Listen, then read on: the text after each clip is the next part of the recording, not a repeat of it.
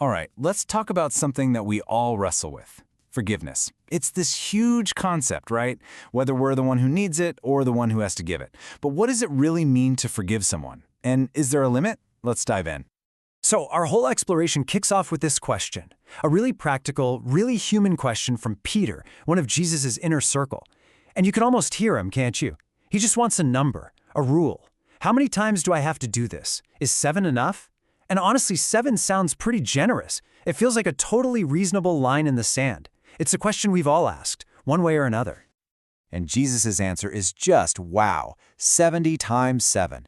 Now, this isn't a math problem. He's not telling Peter to get a notepad and start tallying up to 490. No, he's using this number to completely blow up Peter's way of thinking.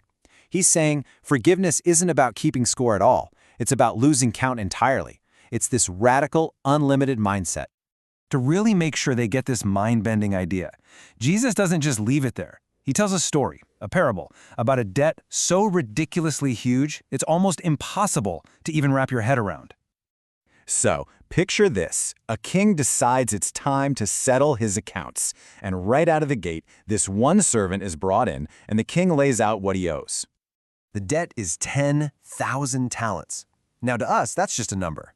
But to the people listening back then, that number was almost a joke. 10,000 was the biggest number they really had a word for. It was basically their way of saying an infinite amount. It was unpayable. Okay, but let's be real. 10,000 talents doesn't hit us the same way today. To really feel the weight of this, we need to break it down into terms that we can actually understand. So what are we talking about here? So let's start here. A single talent was worth about 20 years of work for an average guy. 20 years. And this servant didn't owe 1 or 10. He owed 10,000. You can probably see where this is going. The math gets absolutely insane. That's right, 200,000 years of work. It's a number so large, it's meaningless. And that's exactly Jesus' point. The debt is impossible. There is literally no way this servant could ever make it right. So, naturally, the servant completely panics, falls on his knees, and begs for more time, which, as we just established, is a totally pointless request. But then, the king does something truly unthinkable. Moved by compassion, he doesn't just give him an extension, he cancels it. The whole thing. Poof. Gone. An absolutely incredible act of grace. And this is where the story takes a hard left turn. You'd think a guy who just experienced that kind of life-altering mercy would be, well, changed. But no.